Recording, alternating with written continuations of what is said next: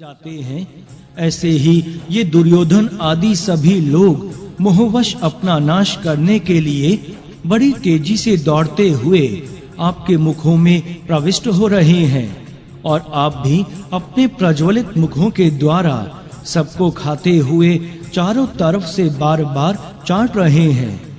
हे विष्णु, आपका उग्र प्रकाश अपने तेज से संपूर्ण जगत को परिपूर्ण करके सबको संतप्त कर रहा है। हे देव श्रेष्ठ, आपको नमस्कार है।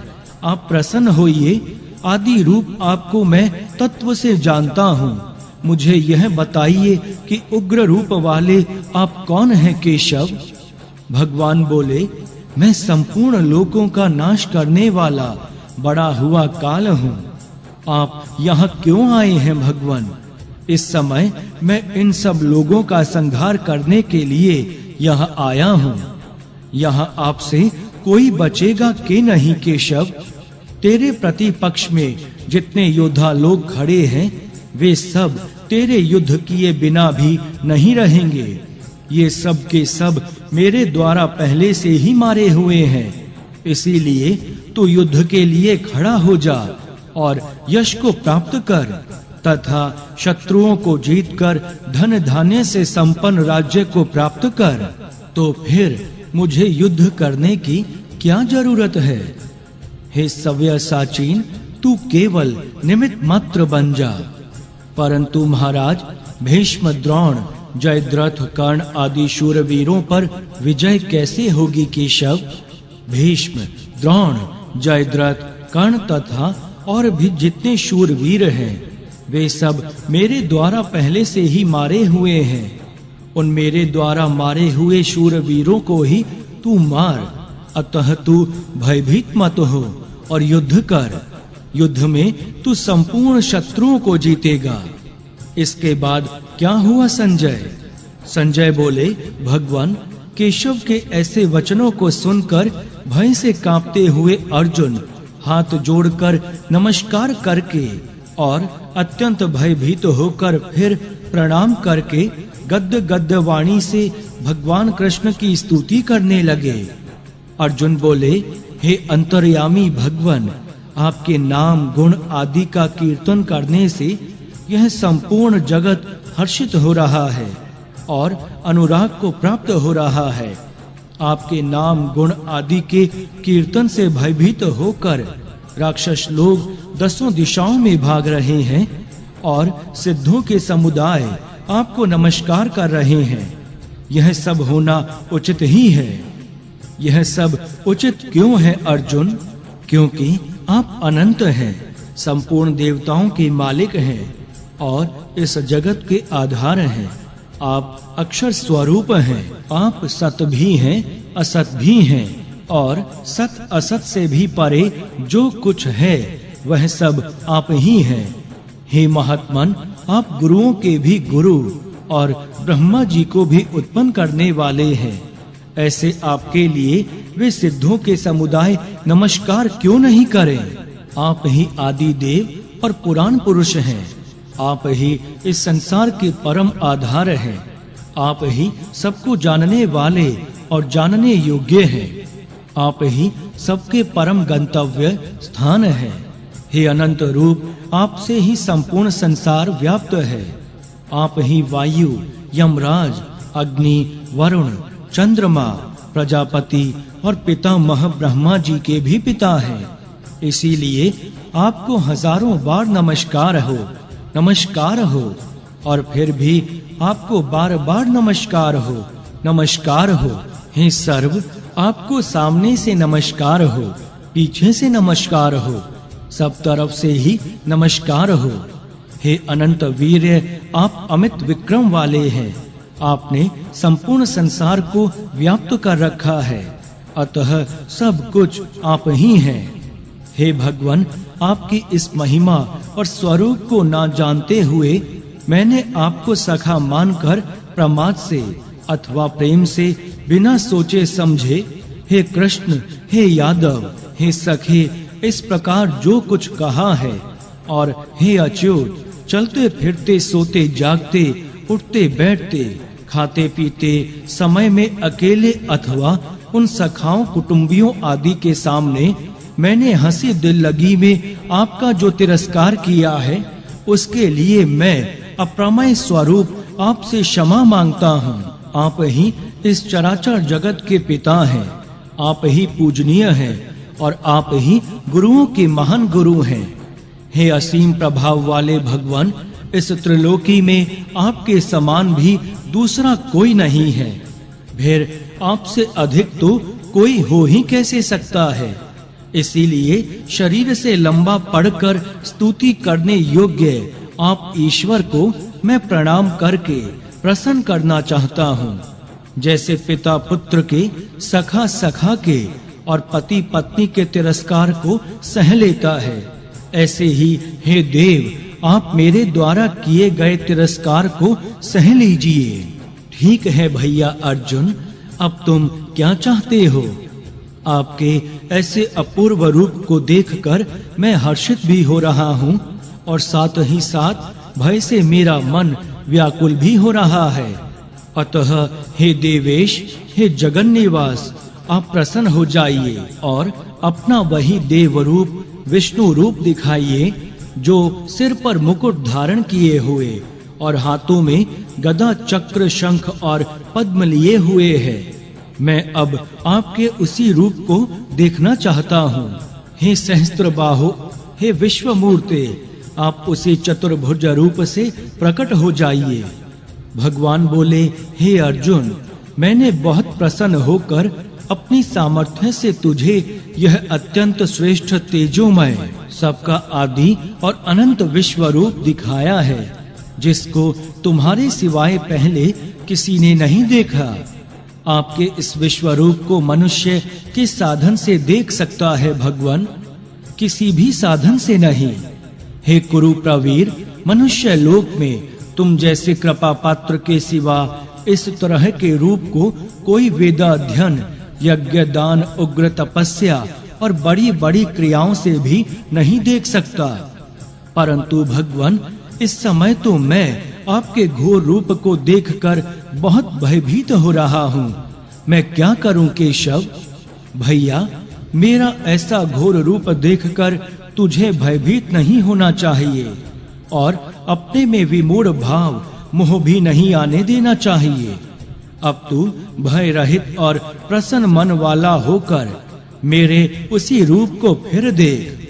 ऐसा कहकर भगवान ने अर्जुन को कौन सा रूप दिखाया संजय? धृतराष्ट्र बोले। संजय बोले, ऐसा कहकर भगवान वासुदेव ने अर्जुन को अपना चतुर्भुज रूप दिखाया। फिर भगवान ने पुनः सौम्य द्विभुज रूप होकर भयभीत अर्जुन को आश्वासन दिया। अब तो तुम्हारा भय दूर हो गया ना अर्जुन? अर्जुन बोले, हे जनार्दन, आपके इस सौम्य मनुष्य रूप को देखकर अब मैं स्थिर चित्त हो गया हूँ और अपनी स्वाभाविक स्थिति में आ गया हूँ। भगवान बोले, तुमने मेरा यह जो चतुर्भुज रूप देखा है, इसके दर्शन अत्यंत ही दुर्लभ हैं। देवता लोग भी इस रूप को देखने के लिए नित्य लालायित रहते हैं। तुमने मुझे जैसा देखा है वैसा मैं वेदों से, तप से, दान से और यज्ञ से भी नहीं देखा जा सकता हूँ। तो फिर आप कैसे देखे जा सकते हैं केशव? हे शत्रुतापन अर्जुन, इस प्रकार चतुर्भुज रूप वाला मैं अनन्य भक्ति के द्वारा ही देखा जा सकता हूँ। केवल देखा ही नहीं जा सकता, प्रत्युत तत्व से भी जाना जा सकता हूँ और प्राप्त भी किया जा सकता हूँ। वह अनन्य भक्ति कैसे होती है भगवान? हे पांडव, सब कर्मों को मेरे लिए करना, मेरे ही परायण होना, मेरा ही भक्त होना, आसक्ति रहित होना और किसी भी प्राणी के साथ वैर न रखना, ऐसी भक्ति से युक्त भक्त मुझे प्राप्त हो जाता है। ओम श्री परमात्मे नमः। 12वां अध्याय। जय श्री कृष्ण। अर्जुन बोले, अभी आपने जैसा कहा है, कई तो निरंतर आप में लगे रहकर आप सगुण साकार की उपासना करते हैं और कई आपके अक्षर अव्यक्त रूप निर्गुण निराकार की उपासना करते हैं। उन दोनों प्रकार के उपासकों में कौन से उपासक श्रेष्ठ हैं? भगवान बोले, मुझ में मन को लगाकर नित्य निरंतर मुझ में लगे हुए जो भक्त परम श्रद्धा से युक्त होकर मेरी उपासना करते हैं, उनको मैं सर्वश्रेष्ठ उपासक मानता हूँ। परंतु जो आपके अव्यक्त रूप की उपासना करते हैं, उनको केशव सब जगह समबुद्धि वाले और प्राणी मात्र के हित में रत रहने वाले जो मनुष्य अपने इंद्रियों का संयम करके सब जगह परिपूर्ण, अचिंत्य, कुटस्थ, अचल, अनिर्देश्य, ध्रुव, अक्षर और अव्यक्त की उपासना करते हैं, वे भी मुझे ही प्राप्त होते हैं। तो फिर आपकी भक्ति करने वाले श्रेष्ठ कैसे हुए भगवान? अव्यक्त में आसक्त चित्त वाले जो मनुष्य अव्यक्त स्वरूप की उपासना करते हैं, उनको अपने साधन में कष्ट अधिक होता है, क्योंकि देहाभिमानियों को अव्यक्त की प्राप्ति बड़ी कठिनता से होती है।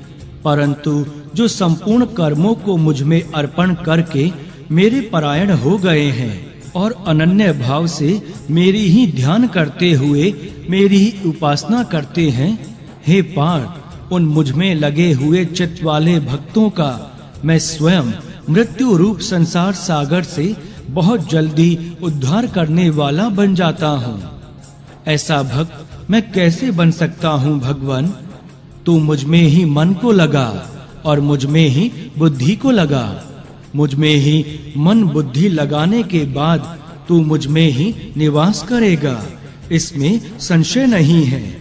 अगर इस प्रकार मन बुद्धि को मुझ में स्थिर करने में तू असमर्थ है, तो हे धनंजय, तू अभ्यास योग के द्वारा मेरी प्राप्ति की इच्छा कर। अगर तू अभ्यास योग में भी असमर्थ है, तो मेरे लिए कर्म करने के परायण हो जा। मेरे लिए कर्म करने से भी तू सिद्धि को प्राप्त हो जाएगा। अगर तू मेरे लिए कर्म करने में भी असमर्थ है, तो मन बुद्धि को वश में रखते हुए संपूर्ण कर्मों के फल का त्याग कर। इस क्रम से तो कर्मों के फल का त्याग करना चौथे नंबर का निकृष्ट साधन हुआ ना भगवान? नहीं भैया, योग समता रहित अभ्यास से शास्त्रीय ज्ञान श्रेष्ठ है। योग रहित शास्त्रीय ज्ञान से ध्यान श्रेष्ठ है, और योग रहित ध्यान से कर्मों के फल का त्याग करना श्रेष्ठ है, क्योंकि त्याग से तत्काल ही परम शांति प्राप्त हो जाती है। भगवान, उपयुक्त चारों साधनों में से किसी एक साधन से आपको प्राप्त हुए सिद्ध भक्त के क्या लक्षण होते हैं, अर्थात उनमें कौन-कौन से गुण होते हैं? उनका किसी भी प्राणी के साथ द्वेष नहीं होता। इतना ही नहीं, उनकी संपूर्ण प्राणियों के साथ मित्रता और सब पर करुणा रहती है। वह अहंता और ममता से रहित, क्षमाशील तथा सुख दुख की प्राप्ति में सम रहता है। वह हर एक परिस्थिति में निरंतर संतुष्ट रहता है। शरीर, इंद्रियां, मन आदि उसके वश में रहते हैं। उसके मन बुद्धि मेरे ही अर्पित रहते हैं। ऐसा वह दृढ़ निश्चय भक्त मुझे प्यारा है। और कौन आपका प्यारा है केशव?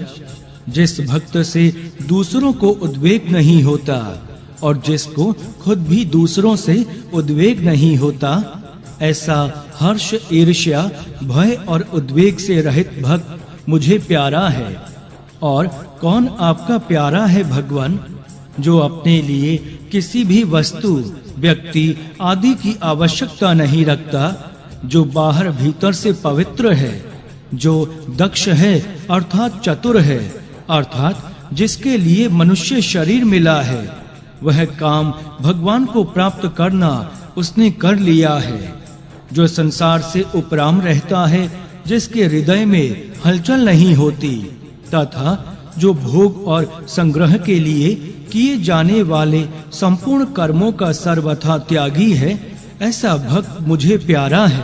और कौन आपका प्यारा है केशव, जो ना तो अनुकूलता के प्राप्त होने पर हर्षित होता है और ना प्रतिकूलता के प्राप्त होने पर द्वेष करता है, तथा जो ना दुखदायी परिस्थिति के प्राप्त होने पर शोक करता है और ना सुखदायी परिस्थिति की इच्छा ही करता है, तथा जो शुभ अशुभ कर्मों में राग द्वेष का त्यागी है, ऐसा भक्त मुझे प्यारा है।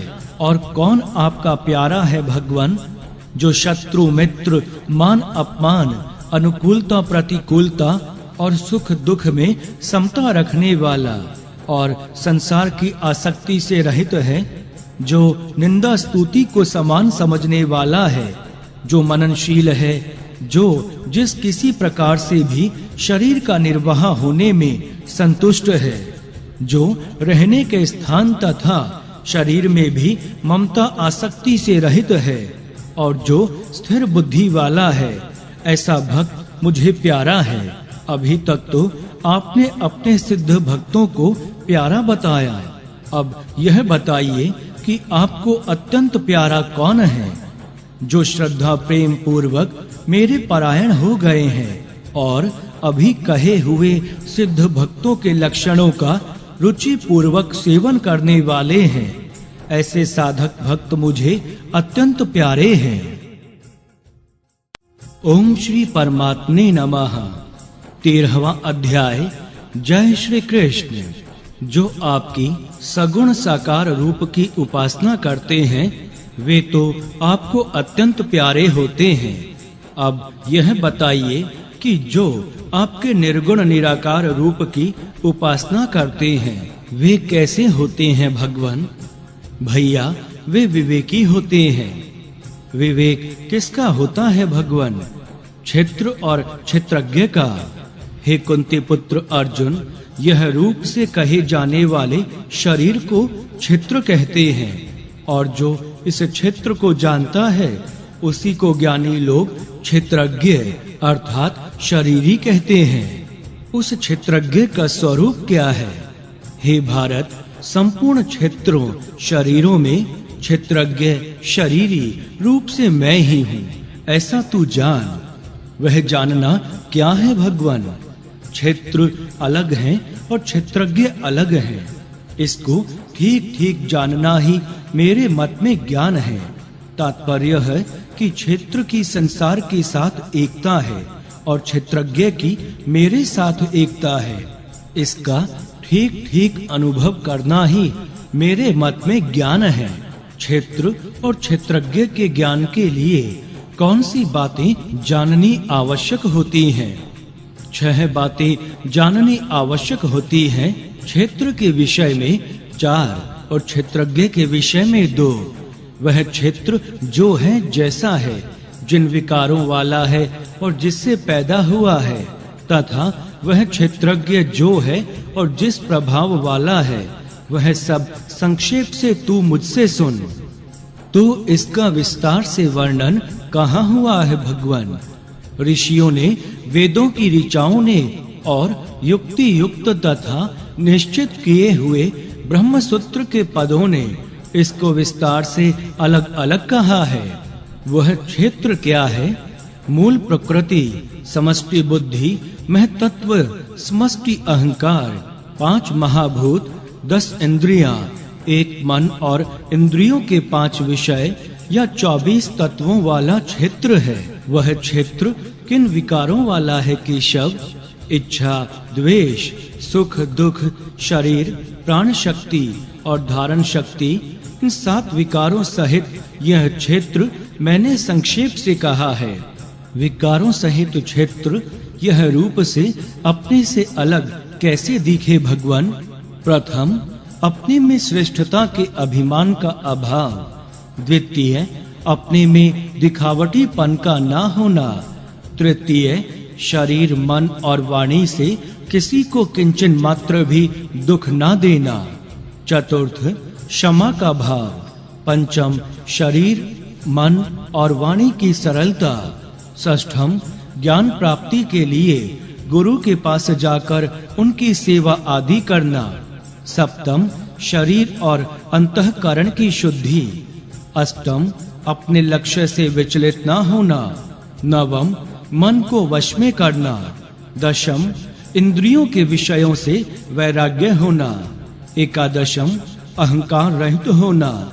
द्वादशम, वैराग्य के लिए जन्म, मृत्यु, वृद्धावस्था और रोगों में दुख रूप दोषों के मूल कारण को देखना।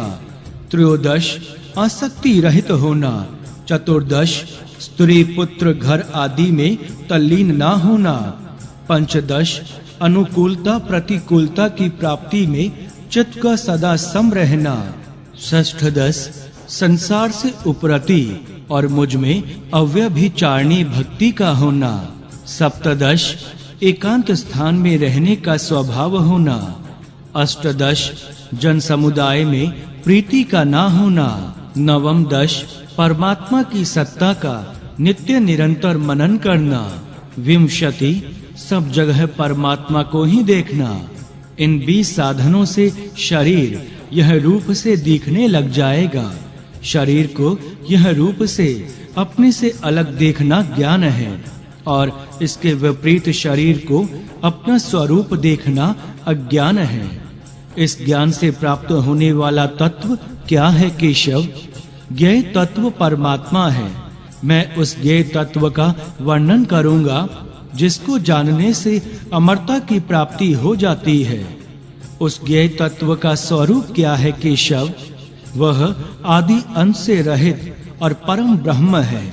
वह न सत कहा जा सकता है और न असत कहा जा सकता है। तो भी वह कैसा है भगवान? वह सब जगह ही हाथों और पैरों वाला, सब जगह ही नेत्रों, सिरों और मुखों वाला तथा सब जगह ही कानों वाला है। वह सभी को व्याप्त करके स्थित है। वह संपूर्ण इंद्रियों से रहित है और संपूर्ण इंद्रियों के विषयों को प्रकाशित करने वाला है। वह आसक्ति रहित है और संपूर्ण संसार का भरण पोषण करने वाला है। वह गुणों से रहित है और गुणों का भोक्ता है। एक ही तत्व में दो विरोधी लक्षण कैसे हुए भगवान? अनेक विरोधी भाव उस एक में ही समा जाते हैं और विरोध उसमें रहता नहीं, क्योंकि स्थावर जंगम आदि संपूर्ण प्राणियों के बाहर भी वही है और भीतर भी वही है तथा चर अचर प्राणियों के रूप में भी वही है, अर्थात उनके सिवाय दूसरी कोई सत्ता है ही नहीं। दूर से दूर भी वही है और नजदीक से नजदीक भी वही है। वह अत्यंत सूक्ष्म होने से अविज्ञेय है, अर्थात इंद्रियों और अंतःकरण का विषय नहीं है, इसीलिए उसमें विरोध नहीं है। उसमें विरोध ना होने का और क्या कारण है भगवान? वह परमात्मा विभाग रहित होता हुआ भी अनेक विभाग वाले प्राणियों में विभक्त की तरह स्थित है। वह परमात्मा ही संपूर्ण प्राणियों को उत्पन्न करने वाला, उनका भरण पोषण करने वाला और संहार करने वाला है, अर्थात उत्पत्ति, स्थिति और प्रलय रूप भी वही है। उस परमात्मा को जानना चाहिए। उनका स्वरूप क्या है? इंद्रियां, मन, बुद्धि आदि के द्वारा जितने ज्ञान होते हैं वे सभी उसी से प्रकाशित होते हैं।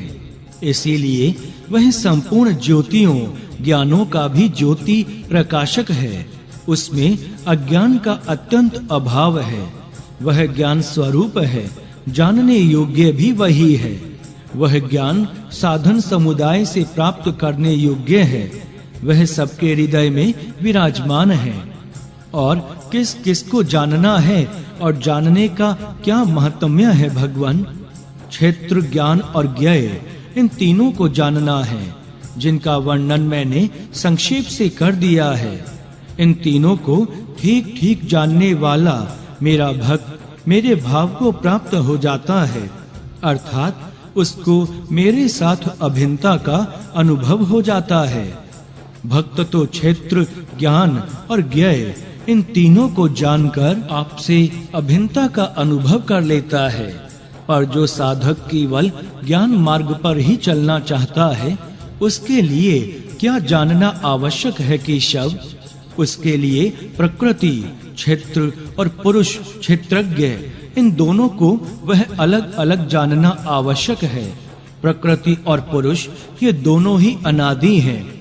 जब ये दोनों अनादि हैं, तो फिर ये गुण और विकार किससे पैदा हुए केशव? गुण और विकार प्रकृति से पैदा होते हैं। इसके सिवाय कार्य, करण और कर्तापन में भी प्रकृति ही हेतु होती है। पुरुष किसमें हेतु होता है महाराज? पुरुष तो सुख दुख के भोक्तापन में हेतु होता है। पुरुष भोक्तापन में हेतु कब बनता है महाराज? प्रकृति में स्थित होने से, उसके साथ अपना संबंध मानने से ही पुरुष गुणों का भोक्ता बनता है, और गुणों का संग होने से ही वह ऊंच नीच योनियों में जन्म लेता है। उस पुरुष का स्वरूप क्या है भगवान? वह पुरुष प्रकृति के कार्य शरीर के साथ संबंध रखने से उपद्रष्टा, उसके साथ मिलकर सम्मति देने से अनुमंता, अपने को उसका भरण पोषण करने वाला मानने से भर्ता, उसके संग से सुख दुख भोगने से भोक्ता, और अपने को उसका मालिक मानने से महेश्वर बन जाता है। परंतु स्वरूप से वह पुरुष परमात्मा कहा जाता है। वह इस शरीर में रहता हुआ भी वास्तव में शरीर के संबंध से रहित ही है। इस प्रकार प्रकृति और पुरुष के स्वरूप को जानने से क्या होता है केशव? इस तरह गुणों के सहित प्रकृति को और गुण रहित पुरुष को जो मनुष्य ठीक ठीक जान लेता है, उसका सब प्रकार के शास्त्र विहित बर्ताव, कर्तव्य कर्म करते हुए भी फिर जन्म नहीं होता, अर्थात वह जन्म मरण से मुक्त हो जाता है। उस पुरुष को जानने का और भी कोई उपाय है क्या केशव? हाँ है। कोई मनुष्य ध्यान योग के द्वारा, कई सांख्य योग के द्वारा और कई कर्म योग के द्वारा अपने आप में अपने को स्वरूप जान लेते हैं। और भी कोई सरल उपाय है क्या केशव? हाँ है। जो मनुष्य ध्यान योग, सांख्य योग आदि साधनों को नहीं जानते, केवल जीवन मुक्त महापुरुषों की आज्ञा के परायण हो जाते हैं, वे भी मृत्यु को तर जाते हैं, अर्थात मुक्त हो जाते हैं। वे मृत्यु को कैसे तर जाते हैं भगवान? हे भरतवंशियों में श्रेष्ठ अर्जुन, स्थावर और जंगम जितने भी प्राणी पैदा होते हैं, वे सभी क्षेत्र और क्षेत्रज्ञ के माने हुए संयोग से ही पैदा होते हैं। ऐसा तू समझ। इसीलिए क्षेत्र के साथ अपना संयोग न मानने से वे तर जाते हैं, जन्म मरण से मुक्त हो जाते हैं। इस संयोग से छूटने के लिए मनुष्य को क्या करना चाहिए? दो बातें करनी चाहिए। स्वतः सिद्ध परमात्मा के संबंध को पहचानना और प्रकृति शरीर से संबंध तोड़ना। विषम संसार में जो समरूप से स्थित हैं और नष्ट होने वालों में जो अविनाशी रूप से स्थित हैं, तथा जो परम ईश्वर हैं, ऐसे अपने परम स्वरूप को जो देखता है, वही वास्तव में सही देखता है, अर्थात उसको वास्तविक स्वरूप का अनुभव हो जाता है। सब जगह समान रूप से परिपूर्ण परमात्मा के साथ एकता होने से शरीर के साथ तादात्म्य का अभाव हो जाता है। फिर वह अपने द्वारा अपनी हत्या नहीं करता, अर्थात शरीर के मरने से अपना मरना नहीं मानता। इसीलिए वह परम गति परमात्मा को प्राप्त हो जाता है। आपने परमात्मा के संबंध को पहचानने की बात तो बता दी। अब यह बताइए कि प्रकृति शरीर से संबंध कैसे तोड़े? संपूर्ण क्रियाएं प्रकृति के द्वारा ही होती हैं। ऐसा ठीक बोध होने से वह अपने में कृतत्व के अभाव का अनुभव करता है, तथा जिस समय वह संपूर्ण प्राणियों के अलग-अलग भावों, शरीरों को एक